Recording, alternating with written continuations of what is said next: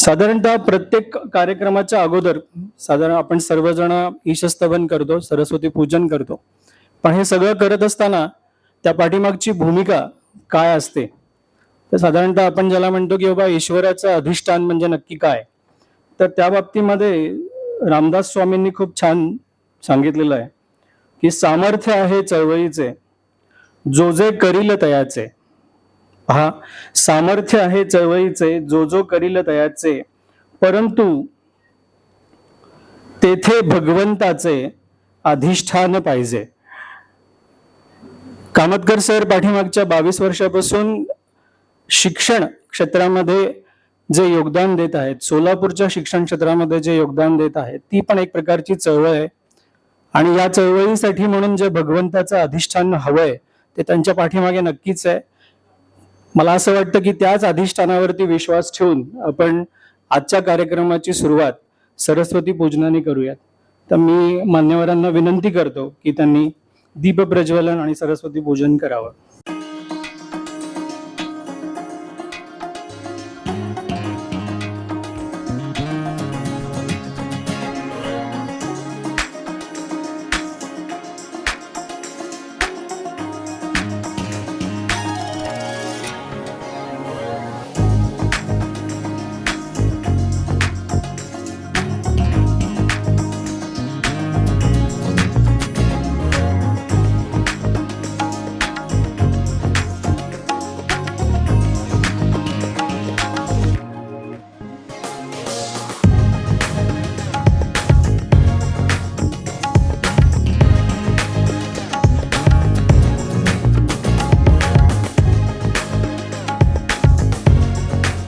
सरांबरोबर अनेक वेळा संवाद होतो आणि हा संवाद होत असताना त्यांच्याकडून एक चांगली गोष्ट शिकायला मिळते. ती गोष्ट अशी की जेव्हा आपला विद्यार्थी हा शैक्षणिक क्षेत्रामध्ये पुढे जातो, आपला विद्यार्थी त्याच्या आयुष्यामध्ये काहीतरी अचीव करतो, ही अचीवमेंट झाल्यानंतर एक शिक्षक म्हणून आपण त्याच्या पाठीवरती कौतुकाची थाप देणं हे आपलं प्रथम कर्तव्य आहे, असं सर अनेक वेळा अनेक मीटिंगमध्ये सांगतात. आणि किंबहुना हा आजचा जो कार्यक्रम आहे, हा आजचा कार्यक्रम त्याच्यासाठीच सर दरवर्षी आयोजित करतात. आणि मग आपल्या कुटुंबाचे प्रमुख म्हणून मला असं वाटतं की आजच्या कार्यक्रमाचं प्रास्ताविक सरांनी करावं आणि या पूर्ण कौतुक सोहळ्या पाठीमागची भूमिका सरांची काय आहे हे आपण जाणून घेऊयात. तर मी कामतकर सरांना विनंती करतो की त्यांनी आजच्या कार्यक्रमाचं प्रास्ताविक करावं. सुप्रभात. व्यासपीठावर उपस्थित आजच्या कार्यक्रमाचे प्रमुख पाहुणे, बार्शीहून आपल्याला मार्गदर्शन करण्यासाठी आलेले लेखक, प्राध्यापक, पत्रकार माननीय सचिनजी वायकुळे सर, सम्राट चौकचे आमचे सेंटर हेड हालकुडे सर, उपस्थित पालक वर्ग, शिक्षक वृंद आणि माझ्या विद्यार्थी मित्रमैत्रिणींनो, आपल्या सर्वांचे कामतकर क्लासेसच्या बक्षीस समारंभामध्ये हार्दिक हार्दिक स्वागत. खरं तर कामतकर क्लासेसचा हा 22वा बक्षीस समारंभ सांगण्यास अत्यंत आनंद होतोय की यावर्षी सोलापूर शहरामध्ये प्रथम आणि आपल्या क्लासमध्ये प्रथम येण्याचा मान सई पिंपळनेरकर 100% गुण, त्याचबरोबर अर्णव राऊत 100% गुण मिळून सोलापूर शहरात आणि आपल्या क्लासमध्ये प्रथम आले. एवढेच नाही की आम्हाला सांगण्यास अभिमान वाटतो की 2023-24 100% गुणाचा विद्यार्थी आमच्या क्लासचा, 2024-25 100% गुणाचा विद्यार्थी आमच्या क्लासचा आणि यावर्षी 2025-26 या वर्षी सुद्धा 100% गुण मिळून शहरात तिन्ही वर्षी प्रथम येण्याचा मान कामतकर क्लासेसला मिळालेला आहे. कामतकर क्लासेसनी सोलापूर शहरामध्ये हॅट्रिक साधलेली आहे म्हणायला हरकत नाही.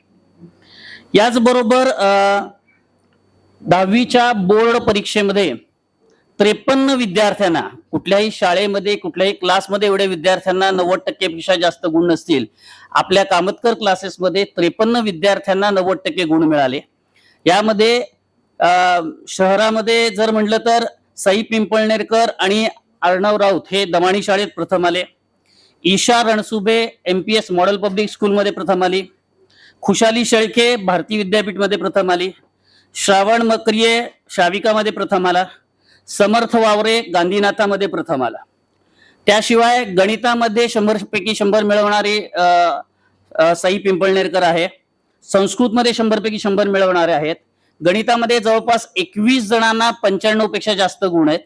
सायन्समध्ये जवळपास 21 जणांना 95 पेक्षा जास्त गुण आहेत. सोशल सायन्स म्हणजे इतिहास भूगोल सारख्या विषयामध्ये सुद्धा जवळपास 16 विद्यार्थी आहेत ज्यांना 95 पेक्षा जास्त गुण आहेत.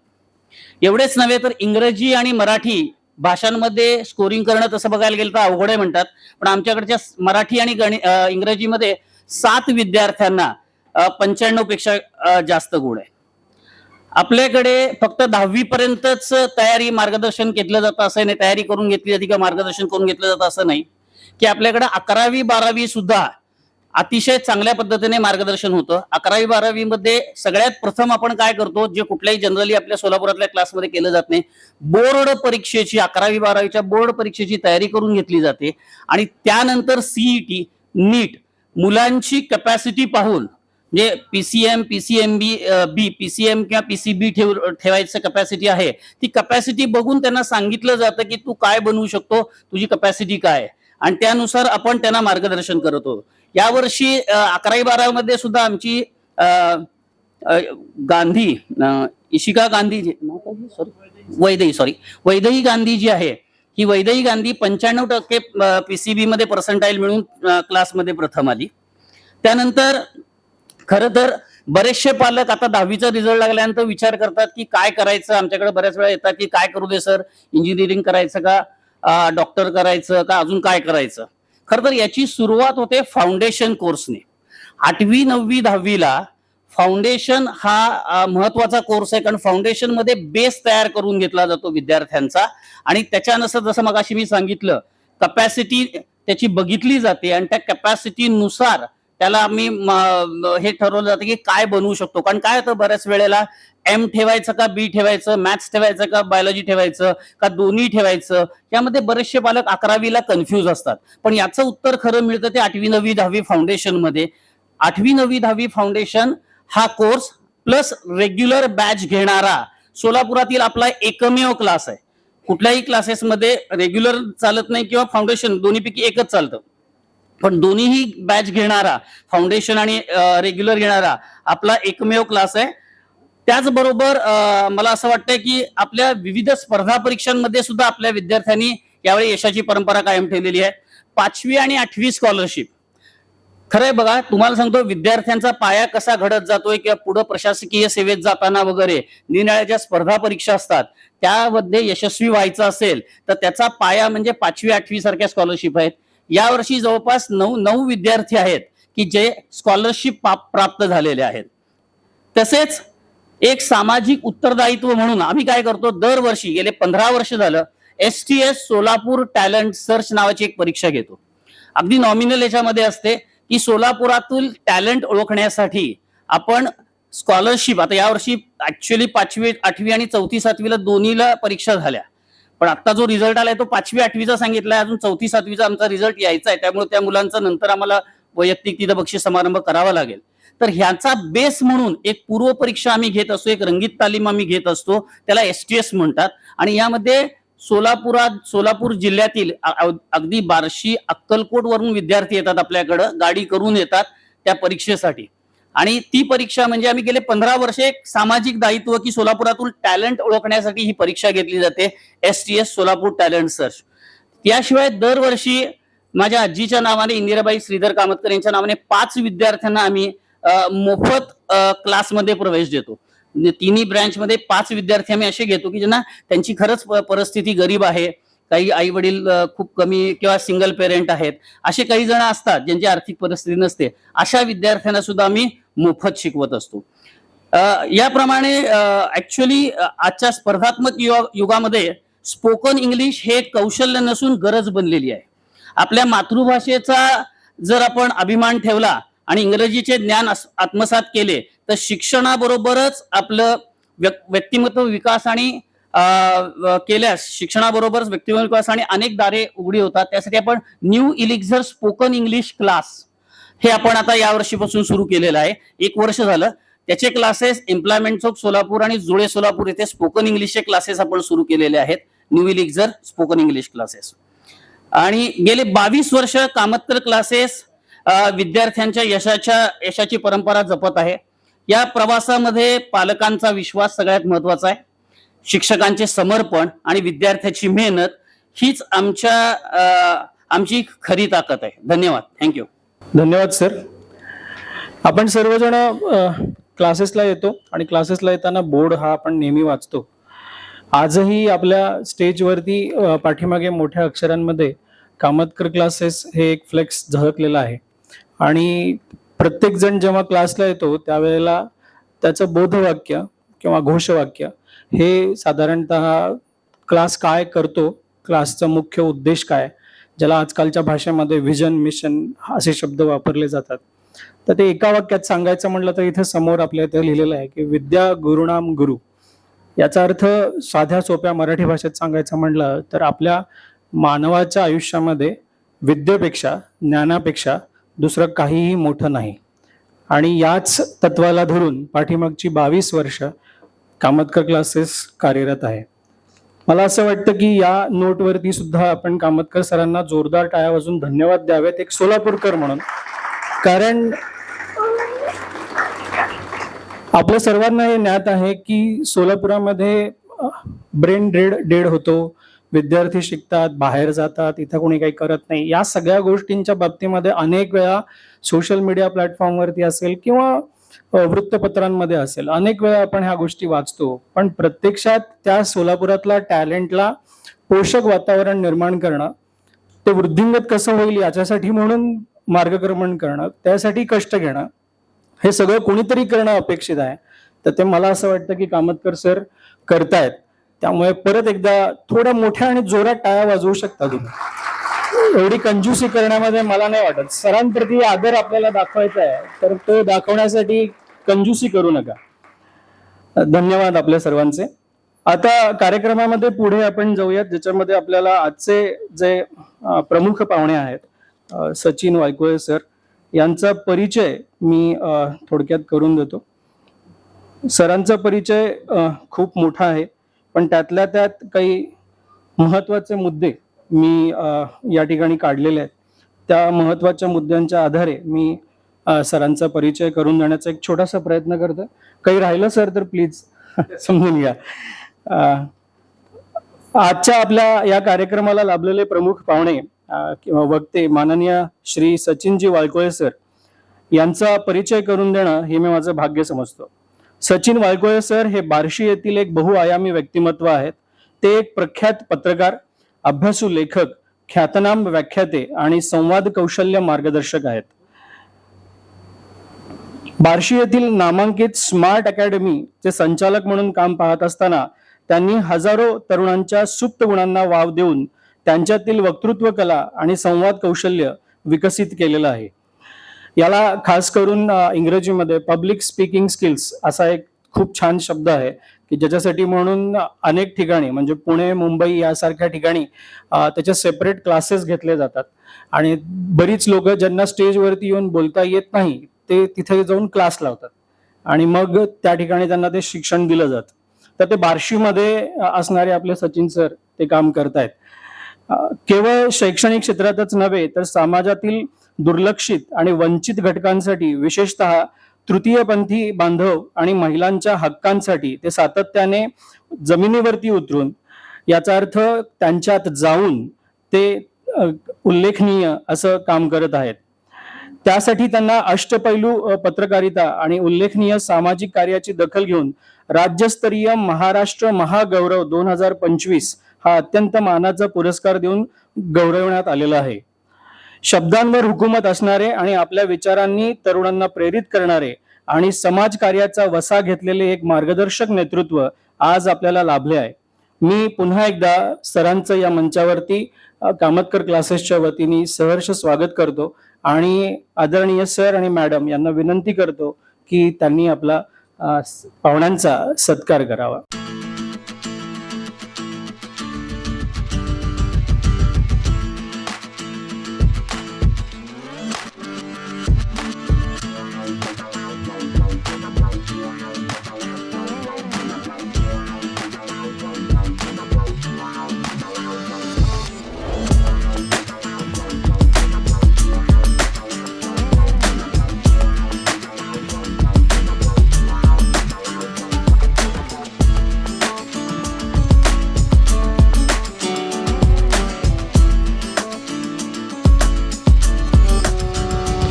दरवर्षी आम्ही कौतुक सोहळा करत आहोत, 22 वर्ष झाली आणि आम्हाला दरवर्षी खूप अभिमानाने काय म्हणतो आनंद होतो की दरवर्षी विद्यार्थी संख्या वाढत आहे. तर मी सुरुवातीला आपण करणार आहोत की आपल्या क्लासमध्ये जे सर्वप्रथम 100% गुण मिळून आलेले 2 विद्यार्थी, म्हणजे सुरुवातीला आहे सई पिंपळनेकर, तिचे मी मार्क सांगते. एक लक्षात घ्या कसं आहे, सगळेजण 100% मिळवायच्या दृष्टीने प्रयत्न करत असतात, पण कुठेतरी एखाद्या टक्क्यांनी पुढे मागं होतं मुलांचं. कारण आम्ही दरवर्षी मेहनत बघतो मुलांची की वर्षभर ते किती जिद्दीने आणि एकदम सिन्सिअरली काम करत असतात. आणि मी नेहमी सांगत असते की जॉमेट्री विषय असल्यामुळे ट्रायंगल विषय खूप प्रेम आहे. तर विद्यार्थी, शिक्षक आणि आपले पालक यात जेव्हा त्रिकोण हा जुळून येतो तेव्हा हे आपल्याला यश, भरघोस यश बघायला मिळतं. तर हे जे भरघोस यश आहे ते आपण सेलिब्रेट करायला सुरुवातीला आपल्या क्लासमध्ये प्रथम आलेली आणि सोलापूरमध्ये प्रथम आलेली 100% गुण मिळवणारी सई पिंपळनेकर हिला मी इथं बोलवते. सई पिंपळनेकर. सई पिंपळनेकरला इंग्लिशमध्ये 96 गुण मिळालेत, मराठीत 95 मिळालेत, संस्कृतमध्ये 100 मिळालेत, मॅथ्समध्ये 100 गुण, त्यानंतर सायन्समध्ये 96 गुण मिळालेत, SS मध्ये 98 गुण मिळालेत. असे तिला 500 पैकी 500 गुण मिळून ती सोलापूरमध्ये प्रथम आलेली आहे आणि आपल्या क्लासमध्ये देखील प्रथम आलेली आहे.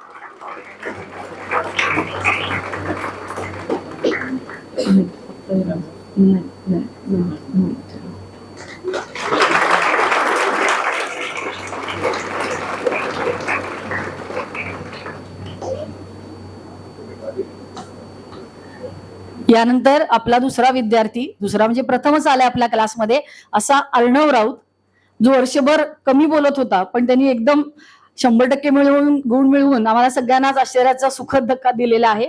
असा अर्णव, त्याला इंग्लिशमध्ये 95 गुण मिळालेले आहेत, मराठीमध्ये 95 मिळालेत, संस्कृतमध्ये 98, मॅथ्समध्ये 99, सायन्समध्ये 98, SS मध्ये 93, असे एकूण 500 पैकी 500 गुण मिळून तो सोलापूरमध्ये आणि आपल्या क्लासमध्ये प्रथम आलेला आहे.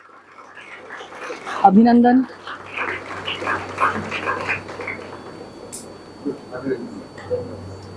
त्यानंतर निखिल विभूतेला बोलवते. निखिल विभूते. निखिल विभूतेला इंग्लिशमध्ये 94 गुण आहेत, मराठीत 88 आहेत, संस्कृतमध्ये 99 गुण आहेत, मॅथ्समध्ये 98 आहेत, सायन्समध्ये 99 आहेत, SS मध्ये 95 आहेत. टोटल 495 गुण 500 पैकी आहेत. फक्त 5 मार्कांचा फरक आहे. अभिनंदन निखिल. त्याला 99% गुण मिळाले.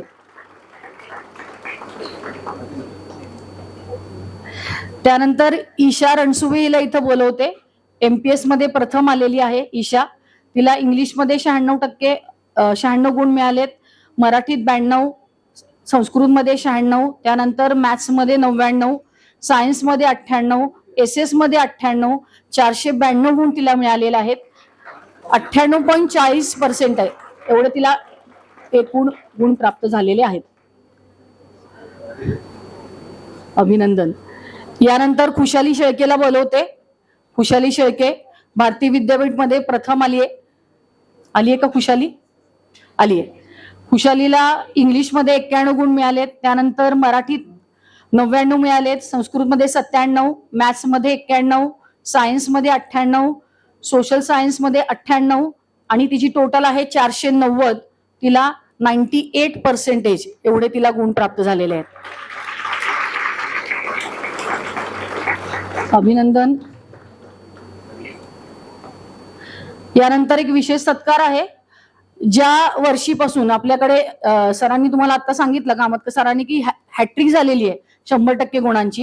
हे 100% गुण मिळवण्याची सुरुवात केली आमच्या आदित्य कामतकरनी, जो पुतण्या माझा. आदित्यनी सुरुवात केली आणि या वर्षी त्याचा सत्कार आपण का करत आहोत, कारण तो IIT मध्ये सिलेक्ट झालेला आहे. IIT जोधपूरमध्ये त्याला मेकॅनिकल ब्रांचमध्ये कालच त्याला कळलंय की त्याच्यामध्ये सिलेक्शन झालेलं आहे.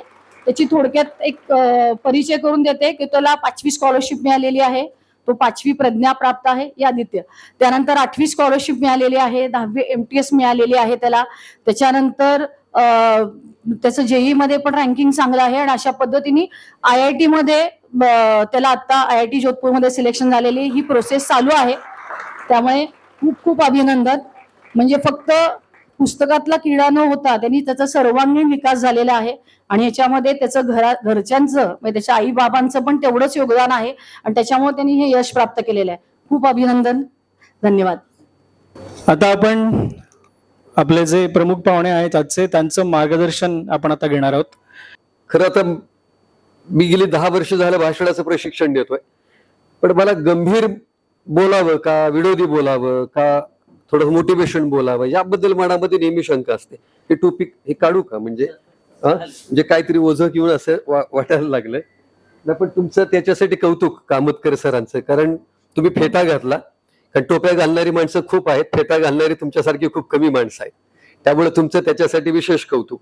खरं मी सरांनाही सांगितलं की मला फार गंभीर बोलावं असं वाटतच नाही आणि त्यातल्या त्यात माणूस लग्नापर्यंत असा मनोरंजन आणि विनोदी राहतो, लग्नानंतर तो गंभीर होतो. हे काय नैसर्गिक आहे. मात्र 19 वर्षाच्या लग्नाच्या कारकिर्दीनंतर सुद्धा मी गंभीर नाही, म्हणजे जगताना गंभीर नाही, बोलताना गंभीर नाही. त्यामुळे 19 वर्षाचा लग्नाचा जो काही प्रवास आहे हा इतका आनंदी आहे. तर तो प्रवास किती आनंदी आहे तर ते तुम्हाला माझ्या या सगळ्या चेहऱ्यावर जाणवत असेल. बांग अजून असाच पडतोय, मधून बांग आणखीही पडत नाही, म्हणजे याचा अर्थ मी आनंदी आहे. दुसरी गोष्ट की मी इथं काही महिला पालक बसलीत, काही पुरुष पालक पण आहेत, परंतु पुरुष पालकांना मी सावध करेन पहिल्यांदा, मग विद्यार्थ्यांच्या संदर्भातलं बोलेन. कारण मी येताना दरवेळेला काय करतो की मी आई वडिलांच्या पाया पडतो सर, परंतु मी येताना आमच्या बायकोच्या सुद्धा पाया पडतो आणि म्हणजे हा आशीर्वाद घेऊन मी तिला अन्नपूर्णा मानतो आणि म्हणून मी तिच्या पाया पडतो. हे खरं सांगतो, आम्ही काही खोटं सांगत नाही. आमचा विद्यार्थी सोबत आहे, परंतु ते मी सांगेलच. परंतु कामत सरांचं कौतुक आणि कामतकर क्लासेसचं कौतुक मी मगाशी विचार करताना असं मला जाणवलं की बाबा मी सरांना विचारलं की किती वर्ष झाली. सर म्हणले 22 वर्ष झाली. म्हणजे बघा, त्यांना म्हणलं क्लास चालू कधी केला तर 2004ला आणि योगायोगानं 22 2 अधिक 2 त्याची बेरीज 4 होते. मला मी आता सहज विचार करत होतो. मी आता ते भाषणाचा सारख्या त्या अंगाळ्यात नेहमी विचार करत असल्यामुळे काहीतरी सुचत राहतं. मग मी सरांना विचारलं की मॅडमचं नाव पाहिलं मी तर सुगधा कामत मॅडम आणि सरांचं सुनील कामत मॅडम आहे. म्हणजे दोघांचंही सुख आहे, त्यांचंही सुख आहे, यांचंही सुख आहे. म्हणजे ज्याला आपण सुसंस्कारित कार्यक्षमता म्हणतो ते दोन्ही नावांमध्ये आहे. हेच कौतुक यासाठी केलं पाहिजे. तिसरी गोष्ट की यांच्या नावात कामत आहे. आता कामतचा जर तुम्ही मराठी भाषिक विद्यार्थ्यांनी अर्थ शोधला तर कामत याचा अर्थ जमीन आहे आणि कामत कर म्हणजे लागवड, पेरणी करणं, म्हणजे जमिनीवर चांगली पेरणी करणं. आणि त्याचा अर्थ या क्लासेसच्या साठी मी असा लावेल की संस्काराची पेरणी करणारं कामतकर क्लासेस, आणि म्हणून त्यांचं मनापासून कौतुक आहे. आता मगाशी मी जे सांगत होतो तुम्हाला महिला पालकांना पण म्हणालो की मी एक तर सांगतो की मी ऑडियन्स बघतो आणि बोलायला चालू करतो. मला नैसर्गिक बोलायला आवडतं, मला पाठांतर जमत नाही, कारण मीच गेली 9-10 वर्ष झालं भाषण शिकवतो म्हणून मी ती सांगतो. महिला पालकांना मी आवर्जून सांगेल, कारण मी सगळ्यांना बरेच जण तिथून मागून असं म्हणले की बायकोच्या पाया पडून येतात बाहेर, म्हणजे हे यांना काहीतरी वाटलं. पण मी तिला अन्नपूर्णा म्हणतो. आईनंतर बायकोच अन्नपूर्णा असते ही लक्षात ठेवा. सगळ्या पुरुषांना मी सांगेल आणि आईनंतर तीच असते. बरं, मी पुरुषांना सावध का करतो म्हणजे कामतकर सर पण त्याच्यामध्ये आले. बायको आमची नेहमी मला आहो म्हणत असते, म्हणजे नेहमी माझीच काही बऱ्याच जणांच्या म्हणजे बायका नवऱ्यांना आहोच म्हणतात आणि सर पण तुम्हाला पण ते आहोच म्हणत असतील घरी. ते आहो म्हणतात हे जरा नॉर्मली शब्द आहे, पण मला जरा शोध घ्यायची सवय आहे. नवी काहीतरी विद्यार्थ्यांना शिकवावं लागतं. मी सहज आपलं मी त्याचा अर्थ बघत होतो आणि मग ते आहोचा अर्थ आता तुम्ही माझं भाषण झाल्यावर गुगलला जाऊन बघा. आहो शब्दाला मला तर जपान भाषेचा अभ्यास करतो मी, म्हणलं आहोला जपान भाषेत काय म्हणतात बघू, आणि मग ते गुगलला टाकलं मी आहो याला जपान भाषेत काय म्हणतात. त्याचा अर्थ बघितला, धक्काच बसला मला. आहोला जपानी भाषेत मूर्ख म्हणतात. आणि मी म्हणलं, आणि पुन्हा येताना माझी बायको आता असं म्हणत अहो चहा घेणार का, काय चहा घेऊन जाणार काय, म्हणलं हे अवघड आहे सकाळ सकाळ. आणि मग आहोला मूर्ख म्हणतात, आहोचा अर्थ मूर्ख आहे हे मी अद्यापपर्यंत माझ्या पत्नीला सांगितलेलं नाही. का तिला जर खरं कळलं तर मुद्दाम दिवसातनं 100 वेळेला ती अहो म्हणणार, म्हणजे याची खात्री मला आहे. त्यामुळे हे तुम्हाला पुरुष म्हणून सांगितलं, ते तुला सावध केलं. मी मागच्या वर्षी पण सर इथे आलो होतो, मी सारखंच इथे येतो, हिराचंद नेमचंदला असतो, तिथं याला फडकुले सभागृहामध्ये असतो. मी बऱ्याचदा महिला दिनाच्या कार्यक्रमाला सुद्धा येतो. महिला दिनाच्या कार्यक्रमाच्या साठी इथे आलो, सोलापुरातल्या वेगवेगळ्या सभागृहामध्ये गेलो. परंतु मी नेहमी असा प्रश्न उपस्थित केला विद्यार्थ्यांनी सुद्धा ते लक्षात ठेवावं, सामान्य ज्ञान म्हणून लक्षात ठेवावं की महिला दिन अनेकदा साजरा केला, मात्र तुम्ही महिलांना असं नाही का वाटलं की पुरुष दिन पण साजरा करावा? तर पुरुष दिन कधी आहे पुरुषांना सुद्धा माहिती नाही, आणि म्हणून मी त्याला पण शोध घ्यायचा प्रयत्न केला. तर पुरुष दिन जो आहे तो तुमच्या माहितीसाठी सांगतो, आता लक्षात ठेवा. आणि बायकांनी नाही लक्षात ठेवला तरी चालेल. पुरुष दिन 19 नोव्हेंबरला असतो. आता पुरुष दिन का साजरा झाला नाही त्याचंही कारण सांगतो. आता माझ्यासारख्या माणसाला माहित आहे की 19 नोव्हेंबरला पुरुष दिन आहे, पण तो आपण शुभेच्छा मी तर ते सोशल मीडियावर सुद्धा टाकत नाही. काय करायचं, लोक लगेच शोध घेत राहतात. तर 19 नोव्हेंबरला पुरुष दिन आहे आणि 19 नोव्हेंबरलाच जागतिक शौचालय दिन पण आहे. आता हे सगळं असं योगायोग जुळून आल्यामुळं हे बऱ्याच गोष्टी काय होतात की ते काय फार मला प्रश्न पडतो बऱ्याच ठिकाणी गेल्यानंतर. त्यामुळं या 2-3 गोष्टी तुमच्या सामान्य ज्ञानात भर असावी म्हणून मी त्या सांगितल्या. मित्रांनो, एक गोष्ट तुम्हाला मी आवर्जून सांगेल की सरांनी उल्लेख केला मगाशी की इथं तुमच्याकडं व्यक्तिमत्व विकासाचं आणि कौशल्याचं सुद्धा प्रशिक्षण दिलं जातं. मात्र इथे जे तुम्ही क्लासेस करताय आणि त्या क्लासेसमध्ये कामतकर कुटुंबातला एक कामतकर मुलगा सुद्धा तो IIT ला गेला. आता महत्वाची गोष्ट ही आहे की ते तुम्ही स्मरणकोशामध्ये घेऊन जा, कारण बऱ्याचदा काय होतं की कामतकर सर गेली 22 वर्ष क्लास चालवतात, विद्यार्थी घडवतात. मात्र त्यांनी एक केलं की सुताराच्या घरचा दरवाजाच मोडका राहू नये, आणि म्हणून कामतकर कुटुंबातला सुद्धा एक परिवारातला सदस्य हा IIT ला जातो. हे कामतकर क्लासेसनी सिद्ध करून दाखवलं. आता त्याला नैतिक अधिकार आहे कामतकर क्लासेसला या म्हणायचा. आणि तुम्ही पालक नशीबवान का आहात की बऱ्याचदा आपली मुलं कोणाच्या ताब्यात आहेत, आपली मुलं कोणाच्या सानिध्यात आहेत. ही गोष्ट खूप आणि खूप महत्वाची असते. रामकृष्ण परमहंसांनी असं सांगितलं स्वामी विवेकानंदांना की स्वामी विवेकानंदांना सांगताना म्हणत होते की नरेंद्र, आयुष्यामध्ये एकच गोष्ट करायची की तुझ्या सानिध्यात कोण आहे याच्यापेक्षा तू कोणाच्या सानिध्यात आहे यावर जास्ती विचार कर. आणि म्हणून तुला कोणाच्या सानिध्यात जायचंय त्याचा तू प्रथम विचार करायचा. तुझ्या सानिध्यात येणारी माणसं कोणीही असू देत, कारण तुला त्याचं कौशल्य अवगत आहे की तुझ्या सानिध्यात आल्यानंतर त्याला ते किती काळ ठेवायचंय. मात्र एक काम करायचं की तुला जे सानिध्य निवडायचे ना ते सानिध्य तुला अचूक निवडावं लागेल. आणि स्वामी विवेकानंदांनी रामकृष्ण परमहंसांचं ते सूत्र आणि मंत्र आयुष्यभर पाळला, आणि म्हणून नरेंद्रचे ते स्वामी विवेकानंद झाले. मला वाटतं की या पालकांचं कौतुक का, तर यांनी पण तो मंत्र पाळला की आपला मुलगा हा कामतकर क्लासेसच्या सानिध्यात पाहिजे, आणि तो त्या सानिध्यात आला. याचा अर्थ तो अचूक वाटेवर आला. त्यामुळे पालकांना तुम्ही निर्धास्त बसला तरी चालेल. इथं जी मुलं बसलीत त्या मुलांच्या मध्ये काही स्पर्धा, काही मुलांचे आता सत्कार माझ्या भाषणानंतर होतीलच, परंतु तुमच्यासारख्या सत्काराचा प्रसंग माझ्या जीवनामध्ये खूप कमी वेळेला आलाय. आणि मी तुम्हाला आवर्जून सांगेल की तुमच्याकडे बऱ्याच मुलांच्या हातामध्ये मोबाईल आहे, माझ्या पण हातामध्ये मोबाईल आहे. तुमच्या बऱ्याच जणांच्या हातामध्ये नुसता मोबाईल नाही तर त्या मोबाईलच्या स्क्रीनवर बोटं सुद्धा आहेत. मात्र याच्यामधली काही मुलं आईला किरकिर करणारी आहेत, काही मुलं वडिलांच्या प्रत्येक सूचनेवर म्हणजे संताप आणि राग व्यक्त करणारी आहेत. मात्र मी तुम्हाला खरं मुलगा म्हणून तुम्ही जर वाढत असाल तर तुम्हाला मी मनापासून विनंती करेन, कारण तुम्हाला जर या सगळ्या पातळींवर किती पण मोठं यश मिळवायचं असेल, तुम्ही IIT झाला, तुम्ही डॉक्टर झाला, तुम्ही इंजिनियर झाला, तर ते तुमचं यश नाही, तर तुम्ही आई वडिलांच्या चरणावर तुमचा माथा किती वेळेला टेकवला ते तुमचं यश आहे. कारण ज्यांच्या सानिध्यामध्ये, लक्षात घ्या की ज्याच्या सानिध्यामध्ये आई वडील आहेत, तुमच्याकडे नेटवर्क आता ज्योतिबाच्या डोंगरावर गेलं तरी मिळेल, नेटवर्क आता हिमालयामध्ये गेलं तरी मिळेल, कारण तुमचा मोबाईल कायम नेटवर्क मध्ये असेल. मात्र जोवर तुम्ही आईबाबांच्या रेंजमध्ये आहात तोपर्यंत संवेदनशील आणि जिवंत आहात असं मी म्हणेन. त्यामुळे आई वडिलांच्या रेंजच्या बाहेर जाण्याचा कधी प्रयत्न करू नका. ते नेटवर्क काय एकदा तुटलं तर मी तुम्हाला सांगेन यशाच्या वाटा सुद्धा खंडित होतील. त्यामुळं इथे जे आई आणि वडील आलेत त्यांच्यासाठी पण मी एक गोष्ट सांगेल की बऱ्याचदा मी सुद्धा एक बाप आहे. माझा पण पोरगा ज्या वेळेला शिकायला बाहेर गेला त्यावेळेला मी एक पत्र लिहिलं, आणि बाप म्हणून जे पत्र लिहिलं ते पत्र वेगवेगळ्या शाळांच्या मधून वाचून दाखवलं. ते पत्र ओघात लिहिलं होतं, मी अगदी त्या मूडमध्ये पत्र लिहिलं होतं. त्यावेळेला मी लेखक नव्हतो, त्यावेळेला मी कोणत्याही पद्धतीचं उपसंपादक नव्हतो, त्यावेळेला मी वक्ता नव्हतो. मात्र मुलांनो लक्षात ठेवा की एका एका टप्प्यावर बाप ज्या भूमिकेमध्ये बाप म्हणून तुमच्याकडे पाहत असतो ना त्यावेळेला तो बाप हिमालयापेक्षा सुद्धा मोठा असतो. या सगळ्या गोष्टी तुमच्या स्मरणकोशामध्ये तुम्ही ठेवल्या पाहिजेत, कारण या जगामध्ये पहाड, समुद्र आणि आभाळ हे सुद्धा आई आणि बापाच्या उंची समोर ठीक आहे, इतकं इतकं छोटं आहे. त्यामुळे या सगळ्या पातळींवर जर तुम्हाला वाट्यांवरनं चालायचं असेल तर मोहाच्या वाट्या तुमच्या इतक्या वाट्याला येणार आहेत. फक्त तुमच्या मनाला मोहाचा स्पर्श होऊन द्यायचा नाही. तुमच्या मनाला तुमच्या मोहाचा स्पर्श जर तुम्ही होऊन दिला नाही आणि तुमची या सगळ्या वर्तणुकींमुळे तुमच्या आईबाबांना जर तुमची मान खाली जाण्याची वेळ आली नाही तर खऱ्या अर्थानं तुम्ही स्वामी विवेकानंदांचा विचार जागला, खऱ्या अर्थानं तुम्ही छत्रपती शिवाजी महाराजांचा विचार जागला, मी असं सांगेन. कारण या सगळ्या निसरड्या वाट्यांवर मी अलीकडे पाहतो फार आणि फार नाजूक वातावरण घराघरामध्ये, दारादारामध्ये, प्रत्येक कॉलेजामध्ये आहे. मी एका आईच्या संदर्भामध्ये पण एक प्रसंग आठवला म्हणून तुम्हाला सांगेन की अनेकदा असं होतं की आईने एखादं काम सांगितलं की किरकिर करणारी मुलं आणि मुली मी पाहिली आहेत.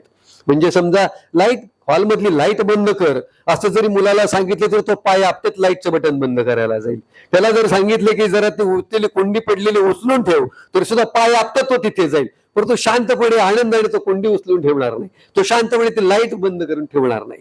परंतु मी एक प्रसंग असा पाहिला की ती आई सकाळपासून त्या मुलाला काय उठल्यापासून मुलाला लाईट बंद कर, मुलगा किरकिर करत लाईट बंद करायला. पुन्हा मुलाला सांगायचं की ते चपल्या कशा ठेवल्या, त्या चपल्या नीट ठेव, दारामध्ये माणसे येतात चांगली आणि दारामध्ये अशा उलट्या सुलट्या चपल्या बऱ्या नाही दिसत. मग त्या पोराने पुन्हा पाय आपटत त्या चपल्या नीट करायला ठेवायच्या. पण तो बाथरूम मधून आला, बेसिन सोडून आला की त्याचा नळ चालूच आहे, तो बंद कर. त्याने पुन्हा तो नळ बंद करायला जायचा. दिवसभर आईचं याचं सांगणं. लक्षात घ्या, मी तुम्हाला सांगू का, आईसारखं जगातलं मोठं विद्यापीठच नाही. मी त्या विद्यापीठातला विद्यार्थी आहे आणि तुम्हाला खरं सांगतो, मला जे काही समजलं, मला जे काही उमगलं मी ते तुम्हाला सांगेन. कारण आईसारखे विद्यापीठ काय नाही, कारण आईच्या विद्यापीठाच्या प्रमाणपत्राची बरोबरी हॉर्वर्ड नाही कोणत्या जगातल्या विद्यापीठाच्या प्रमाणपत्राला करता आलेली नाही. आणि म्हणून आई ग्रेट आहे. आई म्हणताना सुद्धा ओठांना ओठ चिकटत नाहीत, मनाला सुद्धा त्रास नको म्हणून आई म्हणजे किती बघा ना, किती कमाल आहे. आणि त्या आई सारखं त्या विद्यार्थ्याला सांगते, सारखं त्या मुलाला काम सांगते की तू हे कर, तू ते कर, पोरगा वैतागून जाते. ती आई पुढे म्हणते की हे काय, तो अंतरुणाच्या गड्या घातलेला नाही, त्यांनी पुढे घडी घालून ठेवायचे. पुढे तो चालला की पुन्हा बाहेर चालताना की ते पुढे तो दरवाजा लावला नाही, दरवाजा लावून घे, त्याने तो दरवाजा लावायचा. सारखं काम, सारखं काम, हे कर ते कर ते कर ते कर हे कर. पोरगं म्हणते काय हे, आईला काही दुसरा कोणी माणूस भेटलं का, का मला मीच भेटलोय. पण त्याचे काही राग, त्याच्या संताप त्या वेळेला तो व्यक्त होत होता.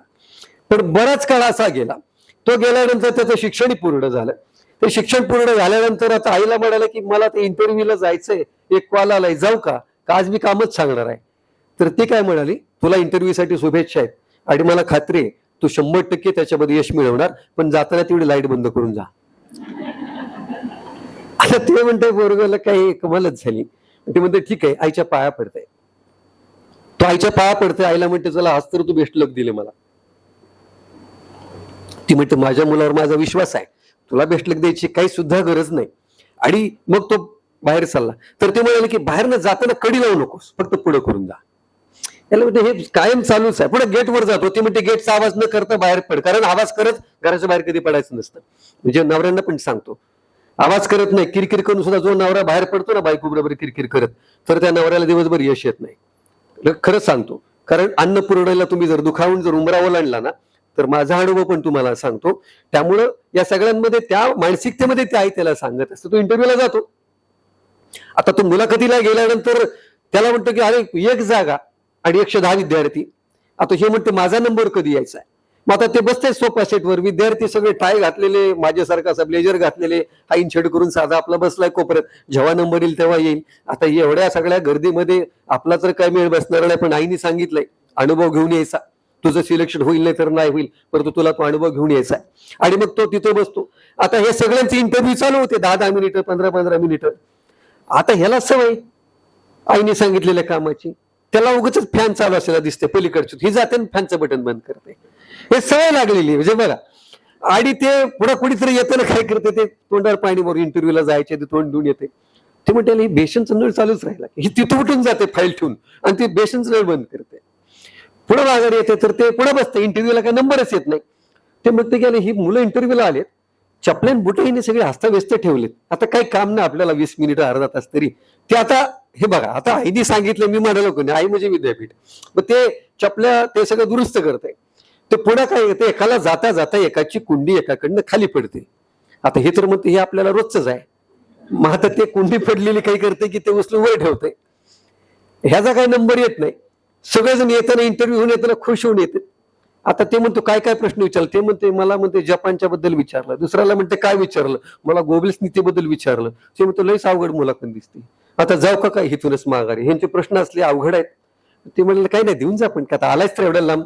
आता सगळ्यात शेवटी नंबर येते असा, हा जातो आतमध्ये, 5 जणांचा पॅनल बसलेला आहे आणि जाताना काय करते ते, जाताना तो दरवाजा जो असतो ना उघडा, तो दरवाजा लावतो अजून आतमधून, बाबा एसी चालू असतं आतमध्ये, हे लुटे त्याला त्या अगदी रक्तातच भिनलेला आहे.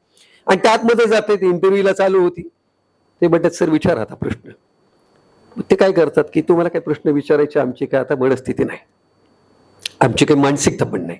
मग ते कागद घेतात, एक लोखोटा घेतात आणि हातात देतात. ते म्हणते काय झालं सिलेक्शन, म्हणले तुमचं. ते म्हणतात प्रश्न काही विचारलेच नाहीत तुम्ही, मुलाखत काही घेतलीच नाही, झाली म्हणले मुलाखत, आणि मला बाहेरून अनाउन्समेंट करायची आहे.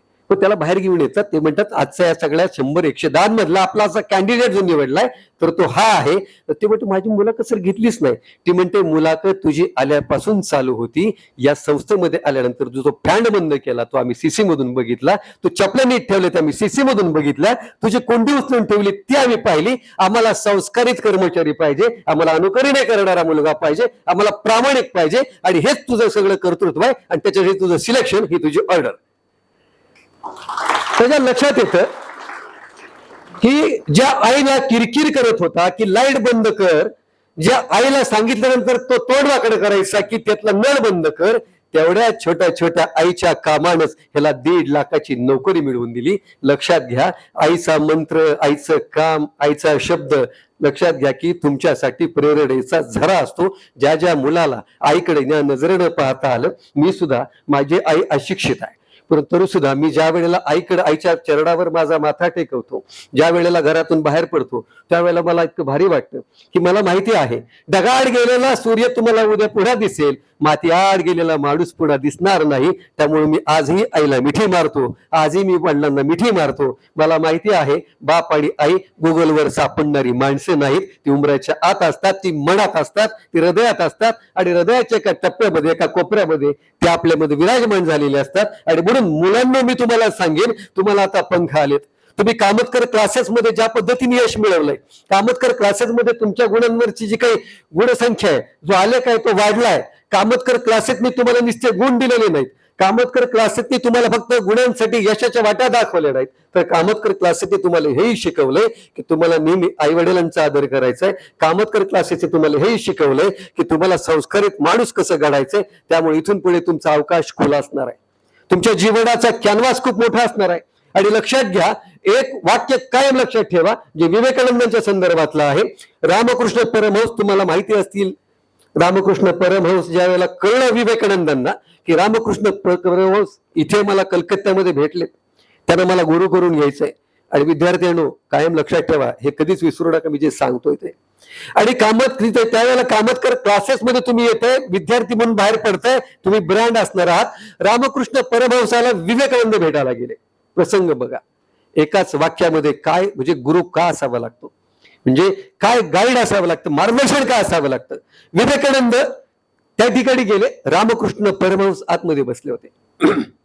रामकृष्ण परमहंसाला विवेकानंद म्हणाले, गुरुजी आहेत का, मी आत येऊ का. त्यावर रामकृष्ण परमहंस जे म्हणले आणि त्यानंतर विवेकानंद जे म्हणले ना, ती पोरांनो तुमच्या हृदयामध्ये, स्मरणामध्ये कायम पाहिजे.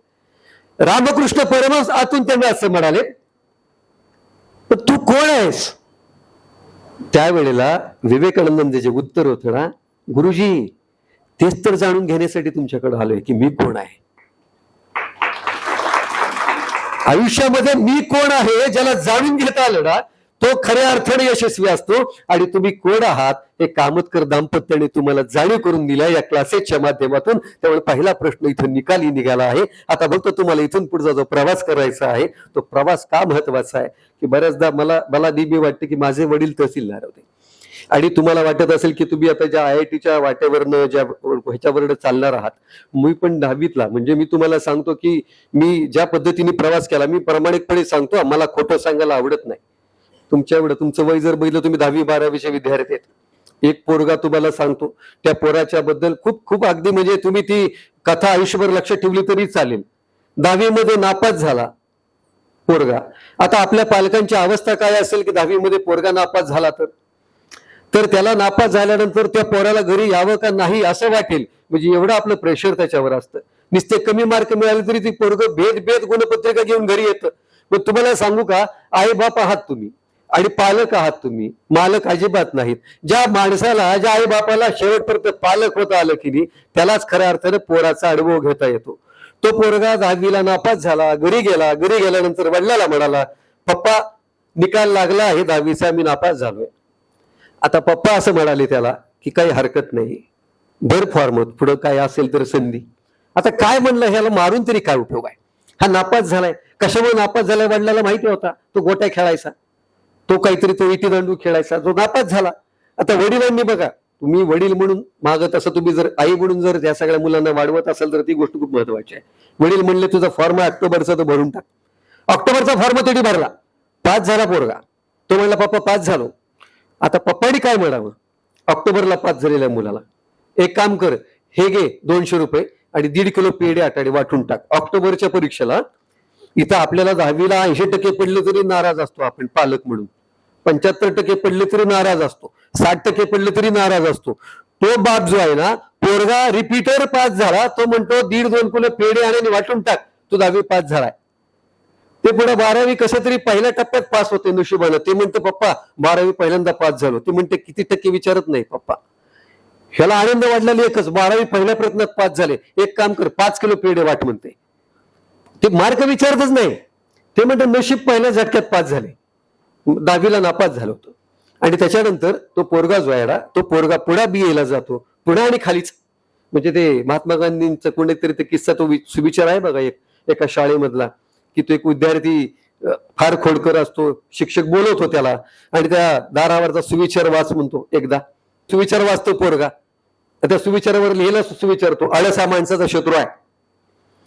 तो उठतं, इतकं काम करतं, अफाट काम करते, 10 दिवस काम करते, पुन्हा काय वाटतंय, पुन्हा तिथंच.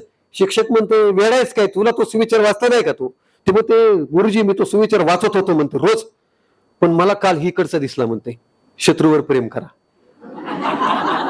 आता अशा वातावरणामध्ये पण ते माणसं असतात. तसं ती पोराचं काय झालं की ते BA ला पुन्हा खाली आलं ना, ते पुन्हा तिकिटीला आला. याला वडील म्हणले याचं काय चलन तर दिसत नाही, ही काय 12वीला पास झाले पुन्हा तिकिटीला. मग पप्पा म्हणला आता मी शेवटच्या वर्षाला आहे म्हणला.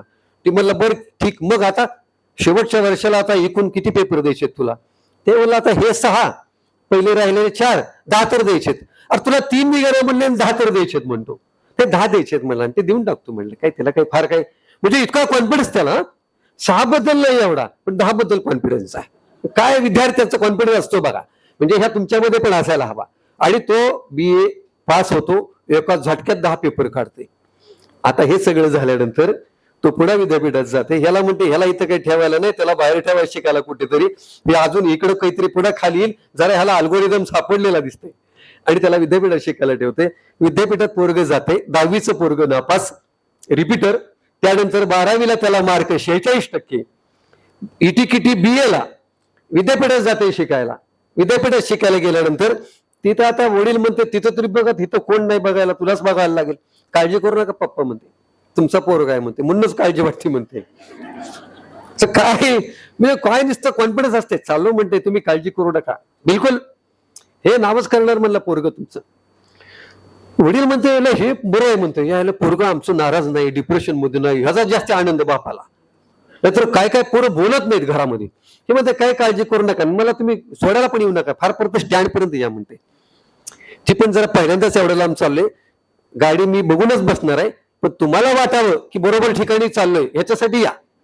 म्हणजे मग ते गाडीत बसते, एसटीत बसते, जाते तिकडे विद्यापीठात जाते, 1 वर्ष चांगल्या पद्धतीने अभ्यास करते, 1 वर्ष अभ्यास करते. आता विद्यापीठाची स्पर्धा मोठी ना, कॉलेजपेक्षा शाळेपेक्षा, मग ते विद्यापीठाच्या स्पर्धेत जाते. विद्यापीठाच्या स्पर्धेत गेल्यानंतर त्याला दिसतंय की सगळं गर्दीच गर्दी. आता म्हणते तिथं आपला 50 मध्ये मेळ बसत नव्हता, तिथं तर म्हणते आता 700-800. आता कसं काय म्हणते, काही हरकत नाही म्हणते. पुन्हा वडिलांचा फोन येते, ते म्हणते कसं आहे तुला, कसं काय वाटतंय? काय नाही म्हणते, फार किरकोळ आहे सगळे इथं. म्हणजे काय नाही, स्पर्धाच नाही. ते म्हणते कसं काय, काही 700-800 स्पर्धेत. मग तू 700-800? हो. ती म्हणते तुझ्या इथं वर्गामध्ये 40 होते, तू 2दा नापास झाला. काही ना म्हणते आपण पप्पा जागेचा फरक आहे ना, असं काय करता, मी आता विद्यापीठात आहे म्हणला, माझा कॉन्फिडन्स बघा तुम्ही, आता लय अभ्यास करणार. ते पोरग खरंच अभ्यास करते. आणि तुम्हाला सांगतो, पहिल्या वर्षी विद्यापीठाचा निकाल हाती येतो.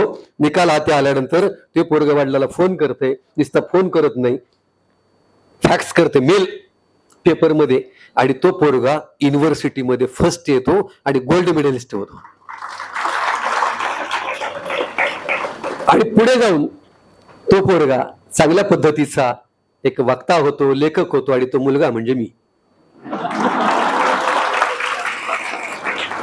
आयुष्यामध्ये लक्षात घ्या की वाटा जे आहेत ना, ह्या वाटा असतात हो, हे चढ उतार असतात. लक्षात घ्या. काय मला सांगा ना, मी आयुष्याकडे पाहताना इतकं सहजपणे पाहिलं ना, आणि माझ्या वडिलांचं कौतुक त्यासाठी केलं पाहिजे, माझ्या आईचं कौतुक त्यासाठी केलं पाहिजे. मी तुम्हाला सांगतो, सलग 2-3 वर्ष मी शिवाजी युनिव्हर्सिटीला गोल्ड मेडल स्टुडंट आहे. लक्षात घ्या. तुम्हाला अत्रेने मी म्हणून तुम्हाला सांगितलं की मला गोल्ड मेडल मिळालंय हे तुम्हाला मान्य करावं लागेल, कारण मी आधी नापास झालेलं पण सांगितलंय. माणूस खरा कधी बोलतो, लक्षात घ्या. आणि दुसरी गोष्ट सांगेल, 10वी मध्ये खरंच मी रिपीटर होतो, 12वी मध्ये 46% मार्क होते. आणि मित्रांनो, मी खरंच सांगतो, आणि आता मला परवा फोन आला, निकाल लागला, तर त्या निकालामध्ये एका विद्यार्थ्याचा फोन आला, आणि मी तुम्हाला सांगतो की एकूण मी 5 पुस्तकं लिहिली. 5 पुस्तकातली 2 पुस्तकं पुण्यश्लोक अहिल्यादेवी होळकर विद्यापीठाच्या अभ्यासक्रमात आहेत. परवा मला फोन आला.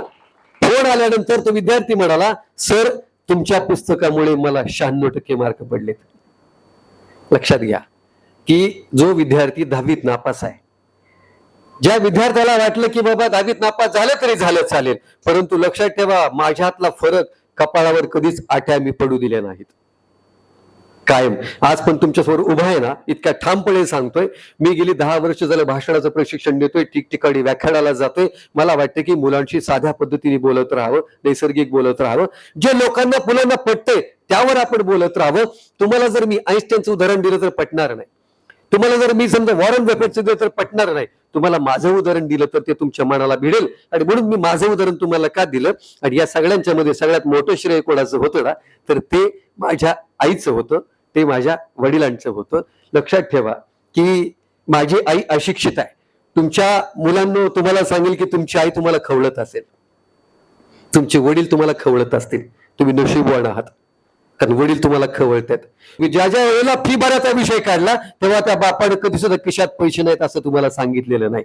ज्या ज्या वेळेला तुम्हाला भूक लागली ना, त्यावेळेला तुमच्या आईने कधी सांगितलं नाही घरामध्ये अन्नाचा कण नाही, तुम्हाला खाऊच घातलंय, तुम्हाला ज्यूस घातलंय, तुमची भूकच भागवलेली आहे. आणि त्या बापाने दिवाळीला कधीच तुमची दिवाळी कोरडी घालवलेली नाही. त्या बापाने प्रत्येक दिवाळीला तुमच्या अंगावर नवीन कपडा चढवलाय. तो बाप तुम्हाला खवळला ना, तर त्याच्या तुम्ही निराश का व्हायचं कारण आहे. तो बाप जर तुम्हाला ओरडला, तो बाप जर तुम्हाला काही सूचना करत असेल तर त्यामध्ये तुम्ही